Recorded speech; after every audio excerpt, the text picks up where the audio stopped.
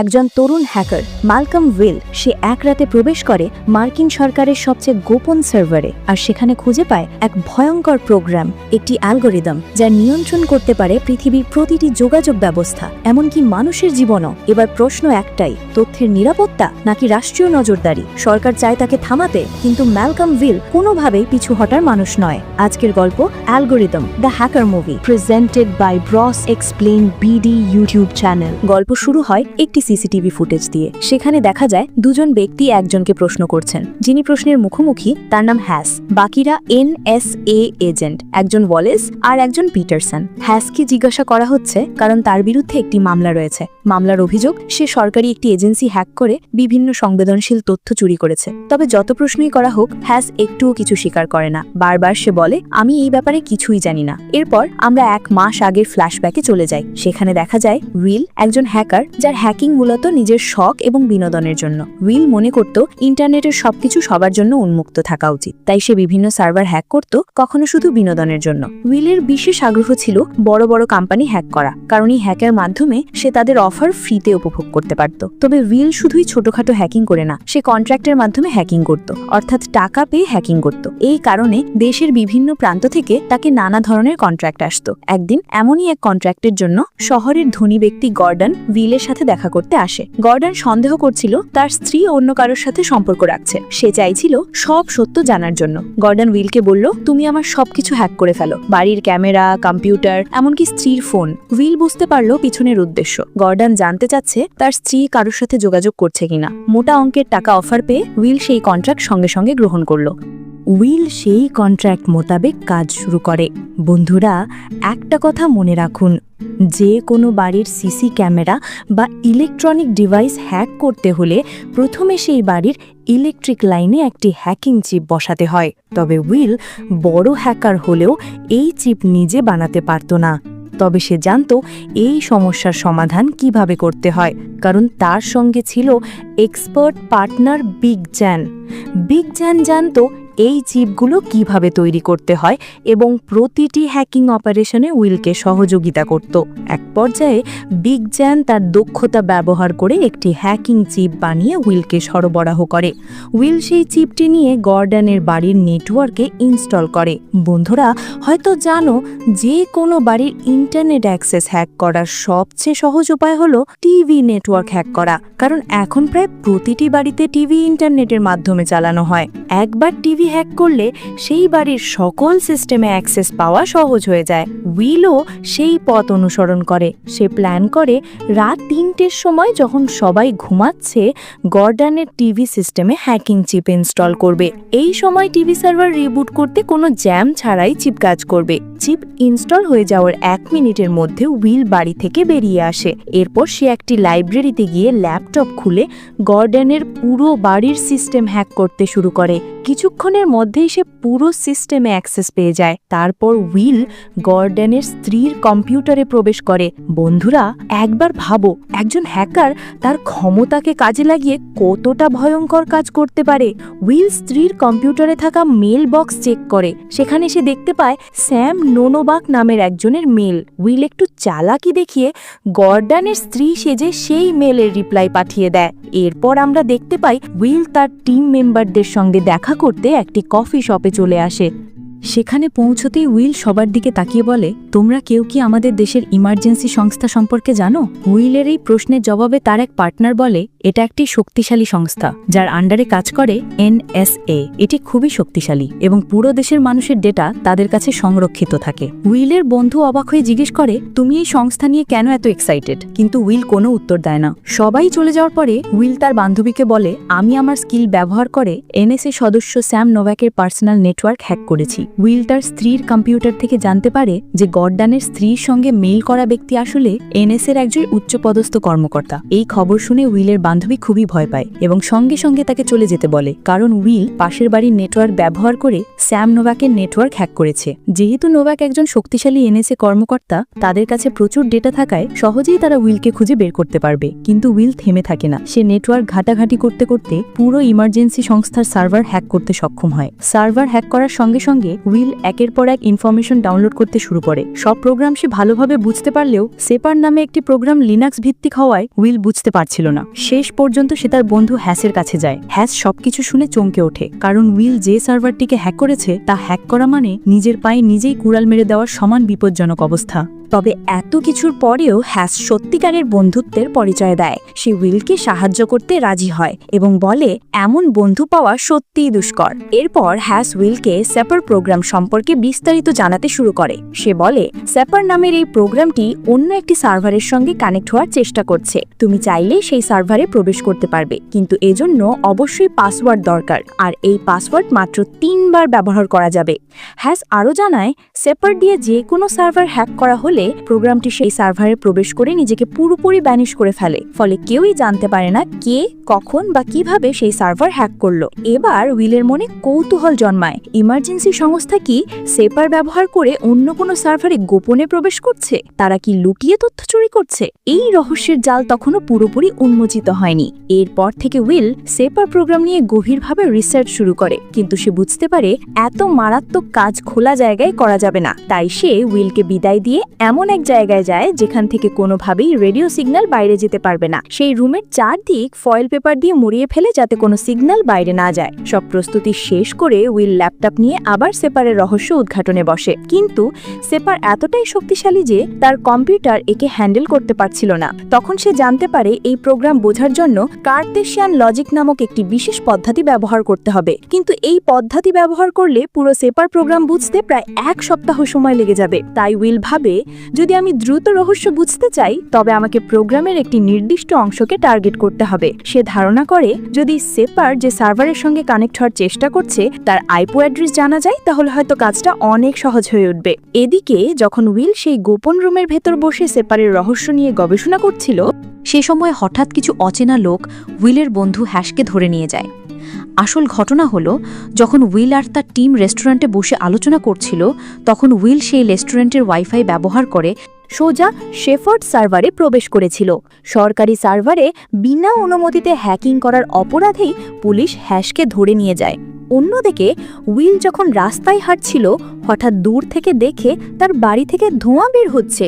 তখনই তার মনে হলো আমিও কি পুলিশের হাতে ধরা পড়ে গেছি। সত্যি যাচাই করার জন্য দ্রুত বাড়ির দিকে দৌড় দেয়। সেখানে পৌঁছেই সে তার এক বান্ধবীকে দেখতে পায়। উইলের বান্ধবী তাকে সরাসরি বলে, আজ শুধু তোমার জন্যই হ্যাস পুলিশের হাতে ধরা পড়েছে। তোমাকে আগেই সাবধান করেছিলাম, এমার্জেন্সি সংস্থার সাথে ঘাটাঘাটি করো না। এরপর নানা রকম বকাঝকা করে সে চলে যায়। কোনো উপায় না দেখে উইল শেষ ভরসা হিসেবে ছুটে যায় তার বন্ধু বিগ চ্যানের কাছে। পরদিন সকালে উইল সব কিছু খুলে বলে। তখন সে জানতে পারে যেভাবে গর্ডনের বাড়ির সার্ভার হ্যাক করেছিল ঠিক একইভাবে এমার্জেন্সি সংস্থাকেও বোকা বানানো সম্ভব। সেখানেই উইল নতুন এক প্ল্যান করে। যদি সাধারণ মানুষের বাড়িতে হ্যাকিং চিপ সেট করে তাদের নেটওয়ার্ক ব্যবহার করা যায় তাহলে সেই নেটওয়ার্ক দিয়েই শেফার্ড প্রোগ্রাম হ্যাক করা সম্ভব। আর এতে করে পুলিশ কোনোভাবেই তাদের লোকেশন ট্র্যাক করতে পারবে না, বরং তারা যেই বাড়ির নেটওয়ার্ক ব্যবহার করবে পুলিশ সরাসরি সেই নিরীহ মানুষগুলোকেই ধরতে আসবে। আর এই ফাঁকে উইল পুরো প্রোগ্রামের ভেতরের তথ্য জেনে নিতে পারবে। উইলের এমন প্ল্যান শুনে প্রথমে বিগ চ্যান রাজি হয়নি, কারণ কাজটা ছিল ভীষণ ভয়ানক। ধরা পড়লে তাদের বেঁচে ফেরার সম্ভাবনা নেই। তবে উইলের অনেক অনুরোধের পর অবশেষে সে রাজি হয়। এরপর উইল সোজা রবার্ট মার্টিন নামের এক ব্যক্তির বাড়িতে যায়। সেখানে হ্যাকিং চিপ সেট করেই সে পুরো বাড়ির নেটওয়ার্ক দখল করে ফেলে। তারপর সেই নেটওয়ার্ক ব্যবহার করে আবারও শেফার্ড সার্ভার অনলাইনে নিয়ে আসে। কিছুক্ষণ নজরদারি করার পর হঠাৎ রবার্টের বাড়ির সামনে একটা কালো গাড়ি এসে দাঁড়ায়। কিছু লোক নেমে রবার্টকে ধরে নিয়ে যায়। উইল দ্রুত গাড়িটার নাম্বার প্লেটের ছবি তুলে রাখে। এরপর তারা ফিরে আসে বিগ চ্যানের বাড়িতে। সেখানে বসেই তারা নাম্বারের সূত্র ধরে সার্ভারে পৌঁছানোর চেষ্টা করে, কিন্তু দেখা যায় নাম্বারটা নকল। অনেক খোঁজাখুঁজির পরও কোনো ক্লু মেলে না। অবশেষে উইল একটি নতুন আইপি অ্যাড্রেস খুঁজে বের করে, কিন্তু সমস্যা হলো শেফার্ডের সার্ভারে ঢোকার জন্য শুধু একটি আইপি অ্যাড্রেস যথেষ্ট নয়, একই সাথে অনেকগুলো সার্ভারের সাথে কানেক্টেড থাকতে হবে। তখন উইল ব্যবহার করে পোর্ট নকিং টেকনিক। একের পর এক আইপি অ্যাড্রেসকে বিভিন্ন বিভিন্ন সার্ভারের সাথে কানেক্ট করতে থাকে। ধীরে ধীরে সবগুলো সার্ভারের সাথে সংযোগ তৈরি হয়, কিন্তু আসল সার্ভারে প্রবেশ তখনও অসম্ভব, কারণ প্রবেশ করতে হলে প্রয়োজন হবে সঠিক পাসওয়ার্ড। সমাধানের আশায় উইল এবার দেখা করে তার পুরনো বন্ধু ডেসিমেটের সাথে, কিন্তু ডেসিমেট দরজা খুলতেই রাজি নয়, কারণ সেদিন রেস্টুরেন্টে সেও ছিল উপস্থিত আর সে চায় না উইলের সাথে ফেঁসে যাক। উইল বারবার অনুরোধ করে, প্লিজ আমাকে হেল্প করো, আমি অনেক কষ্ট করে শেফার্ডের সার্ভারের আইপি পেয়েছি। শেষমেশ ডেসিমেট দরজা খুলে আইপি অ্যাড্রেসগুলো মুখে বলে দিতে শুরু করে। উইল অবাক হয়ে যায়, তুমি এগুলো কিভাবে জানলে? ডেসিমেট ঠান্ডা মাথায় জবাব দেয়, আমি শুধু হ্যাকার নই, আমি সরকারি সংস্থার সাথেও কাজ করি, তাই এসব আমার কাছে নতুন কিছু নয়। এরপর সে আরও এক ধাপ এগিয়ে বলে, শুধু আইপি অ্যাড্রেস নয়, আমি এই সার্ভারের পাসওয়ার্ডও জানি, তবে সেটা কাউকে বলবো না। পাসওয়ার্ডের কথা শুনে উইলের চোখ যেন স্থির হয়ে যায়। উইল ডেসিমেটের কাছে সার্ভারের পাসওয়ার্ড চাইতে থাকে, কিন্তু প্রথমে ডেসিমেট কোনোভাবেই রাজি হয় না। সে বলে, সেপার এমন একটা সার্ভার যেখানে ভয়ঙ্কর কিছু ইনফরমেশন রাখা আছে, এগুলো যদি দুনিয়ার সামনে আসে তাহলে ভীষণ খারাপ প্রভাব পড়বে। কিন্তু উইল হাল ছাড়ে না। সে বলে, আমি সেপার নিয়ে অনেক দূর এগিয়ে গেছি, তুমি আমাকে পাসওয়ার্ডটা দাও। যদি সত্যি সেপারের তথ্য সাধারণ মানুষের জন্য ক্ষতিকর হয়, তাহলে আমাদের উচিত এখনই সবকিছু সবার সামনে প্রকাশ করা। ইন্টারনেটে থাকা তথ্য সবার জন্য উন্মুক্ত হওয়া উচিত। উইলের এমন যুক্তি শুনে ডেসিমেট অবশেষে কনভিন্সড হয়ে যায় এবং পাসওয়ার্ডটি দিয়ে দেয়। পাসওয়ার্ড পাওয়ার পর উইল একটি ফাঁকা জায়গায় চলে আসে আর দেরি না করে সেপারে লগ ইন করে। কিন্তু লগ ইন করার পরে যা দেখে তার জন্য উইল একেবারেই প্রস্তুত ছিল না। সে দেখতে পায় সেপার আসলে একটি ট্র্যাকিং টুল, যার মাধ্যমে আমেরিকার সরকার দেশের যে কোনো নাগরিকের লাইভ লোকেশন দেখতে পারে, এমনকি চাইলে তাদের কার্যকলাপও সরাসরি দেখা সম্ভব। সব বুঝে ওঠার পর উইল সঙ্গে সঙ্গে তার বন্ধু হ্যাসকে সার্চ করতে থাকে। মুহূর্তেই হ্যাসের সব ইনফরমেশন বেরিয়ে আসে, এমনকি তার বর্তমান লোকেশনও। সিসিটিভি ফুটেজে উইল দেখতে পায় দুই এজেন্ট ওয়ালেস এবং পিটারসন হ্যাসকে একটি রুমে বন্দি করে জিজ্ঞাসাবাদ করছে। তারা তাকে নানা ধরনের নির্যাতনও করছে। এখানে গল্পটা মুভির শুরুর দৃশ্যের সঙ্গে মিলে যায়, আর এখান থেকে কাহিনী বর্তমান সময়ে চলে আসে। এক এজেন্ট হ্যাসকে বলে, তুমি সরকারি একটি গুরুত্বপূর্ণ সার্ভার হ্যাক করার চেষ্টা করেছো, এজন্যই তোমাকে এখানে আনা হয়েছে। এই অপরাধের কোনো ক্ষমা নেই। আমরা জানি তোমার বন্ধু উইলও এতে জড়িত, তবে সে এখন টর সার্ভারের আড়ালে লুকিয়ে আছে। খুব তাড়াতাড়ি তাকেও খুঁজে বের করব। যদি তুমি আমাদের উইলের ঠিকানা দাও তাহলে তোমাকে মুক্তি দিতে পারি। কিন্তু প্রচন্ড নির্যাতনের পরও হ্যাস তার বন্ধুর ঠিকানা প্রকাশ করে না। ওদিকে উইল সোজা তার বান্ধবীর রেস্তোরাঁয় যায়, কিন্তু সেখানে পৌঁছাতেই বান্ধবী তাকে সম্পূর্ণ উপেক্ষা করতে থাকে। উইল যতই বোঝাতে চায়, বান্ধবী তার কোনো কথাতেই পাত্তা দেয় না। উইল তখন তার বান্ধবীকে বলে, আমি সেফার সম্পর্কে সবকিছুই জেনে গেছি। সেফার সাধারণ মানুষের জন্য ভীষণ ক্ষতিকর। কিন্তু তার এসব কথায় বান্ধবী কোনো পাত্তাই দেয় না। কোনো উপায় না পেয়ে উইল তখন রেস্টুরেন্টে থাকা সবার উদ্দেশ্যে বলতে শুরু করে, ভাবুন তো, যদি আমাদের ব্যক্তিগত সব তথ্যকেও জেনে যায় কেমন লাগবে। সাথে সাথে সবাই একসাথে বলে, এটা তো অসম্ভব। উইল তখন সত্যটা ফাঁস করে দেয়। সে বলে, আমেরিকার এনএসএ এজেন্টরা এমন এক সার্ভার তৈরি করেছে যেখানে আমাদের সবার লাইভ ইনফরমেশন জমা করা আছে। এমন কথা শুনে উপস্থিত এক ব্যক্তি উইলের উপর বিশ্বাস করে না। তখন উইল তাকে সরাসরি প্রশ্ন করে, আপনি গতকাল রাতে কি করেছেন? লোকটি উত্তর দেয়, আমি তো গতকাল মুভি দেখেছি। উইল তখন সঙ্গে সঙ্গে সেফার থেকে সেই ব্যক্তিকে সার্চ করে ফেলে এবং বলে, আপনি গতকাল এই মুভিটাই দেখছিলেন তাই তো? এবার লোকটির চোখ কপালে উঠে যায়। ঘরে উপস্থিত সবাই তখন উইলের কথা বিশ্বাস করতে শুরু করে। উইল তাদের বলে, আমেরিকার সরকার এখন চাইলে যে কারো ব্যক্তিগত তথ্য বের করে ফেলতে পারে, এমনকি সন্দেহের বশে কাউকে গ্রেফতার করতেও তাদের কোনো বাধা নেই। আর ঠিক এই কারণেই এখন হ্যাস নামের এক ব্যক্তিকে রিমান্ডে নিয়ে যাওয়া হয়েছে। উইলের এমন কথা শুনে তার এক বন্ধু তাকে সাইডে নিয়ে গিয়ে বলে, তুমি এসব কথা এখানে কেন বলছো? আমাদের সবাইকে তো এখন বিপদে ফেলছো। উইল তখন শান্তভাবে জবাব দেয়, হ্যাঁ, হ্যাস এখনো ইনেসে এজেন্টদের কাছে বন্দী আছে। যদি আমরা দ্রুত তাকে মুক্ত করতে না পারি তাহলে তারা তাকে মেরেও ফেলতে পারে। আমাদের যত দ্রুত সম্ভব তাকে বাঁচাতে হবে। এরপর উইল তার বন্ধুকে বোঝাতে থাকে, আমি আর বিগ চ্যান মিলেই পুরো সার্ভারকে প্লে করতে পারবো, তবে তোমাকেও আমাদের সাথে থাকতে হবে। যখনই এনএসএ এজেন্টরা হ্যাসকে মুক্তি দেবে তখনই তুমি তাকে রিসিভ করে নিরাপদে বাড়ি পৌঁছে দেবে। এসব বলার পর উইল তাকে হ্যাসের বর্তমান অবস্থা দেখায়। এটা দেখে তার বন্ধু সুরিনাও সাহায্য করার জন্য রাজি হয়ে যায়। এরপর উইল কিছু ফেক ডকুমেন্ট বানিয়ে সরাসরি ইনেসের অফিসে চলে আসে।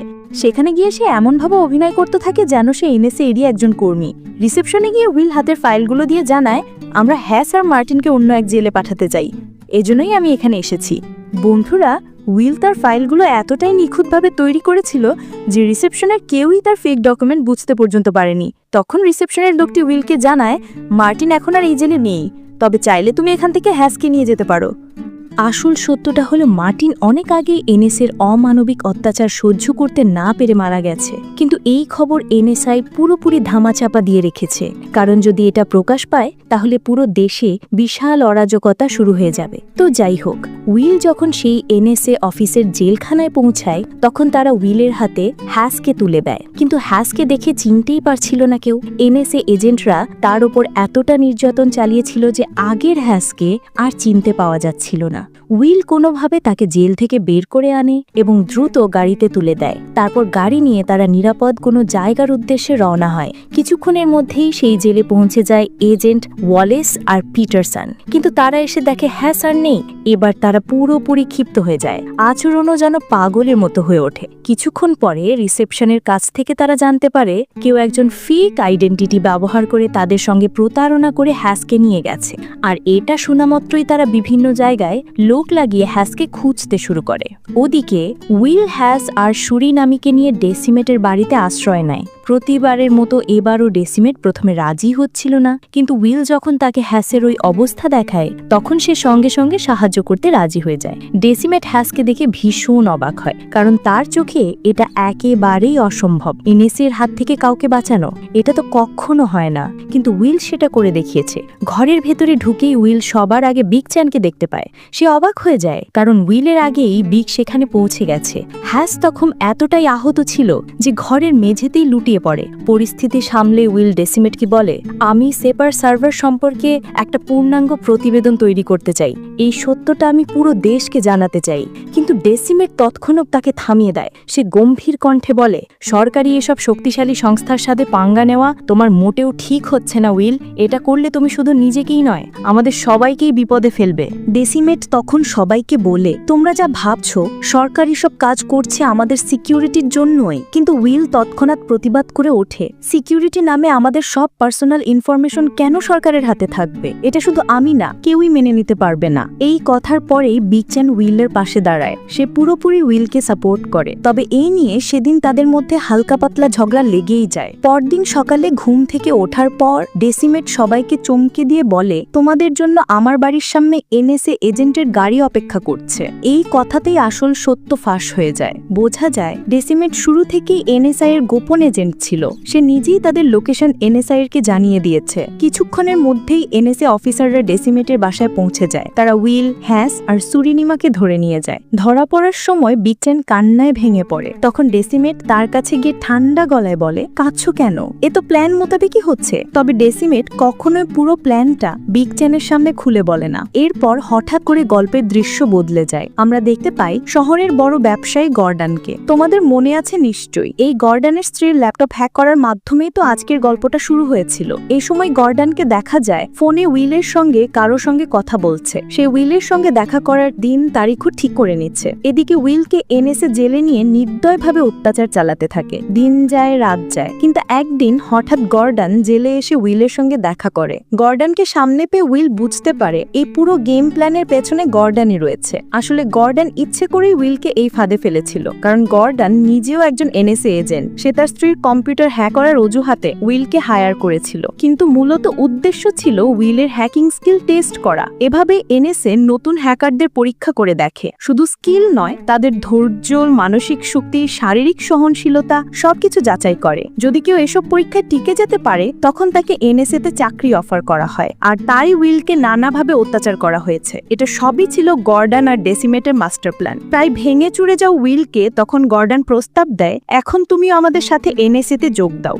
গর্ডান তখন উইলকে প্রলোভন দেখিয়ে বলে, তুমি যদি আমার অফার মেনে নাও তাহলে তোমার জীবনে আর কখনো সুখ আর সম্মানের অভাব হবে না। কিন্তু উইল সঙ্গে সঙ্গে প্রতিবাদ করে ওঠে, আমি তোমাকে কিভাবে বিশ্বাস করব? তুমি তো আমার সব বন্ধুদের মেরে ফেলেছো। এবার গর্ডান ঠান্ডা মাথায় সত্যিটা জানিয়ে দেয়, তোমার কোনো বন্ধুকেই এনএসআই এজেন্টরা মেরে ফেলেনি, সবই ছিল এক ধরনের পরীক্ষা। এই কথা শোনার পর উইল ভেতরে ভেতরে ভেঙে যায়, তবে বাস্তবতাকে মেনে নেয়। শেষমেশ সে গর্ডানের দেওয়া অফার গ্রহণ করে। আর এই দৃশ্যের মাধ্যমে ধীরে ধীরে গল্পটা গিয়ে পৌঁছায় এক নাটকীয় সমাপ্তির দিকে। এভাবেই শেষ হলো আজকের হ্যাকিং থ্রিলার এক্সপ্লেনেশন। কেমন লাগলো গল্পটা কমেন্টে অবশ্যই জানাতে ভুলো না। আর হ্যাঁ, যদি ভিডিওটা ভালো লেগে থাকে লাইক শেয়ার আর সাবস্ক্রাইব করে সাথেই থেকো, কারণ সামনে আসছে আরো অনেক হ্যাকিং, থ্রিলিং আর সার্ভাইভাল মুভির এক্সপ্লেনেশন শুধুমাত্র ব্রক্স এক্সপ্লেন বিডি ইউটিউব চ্যানেলে।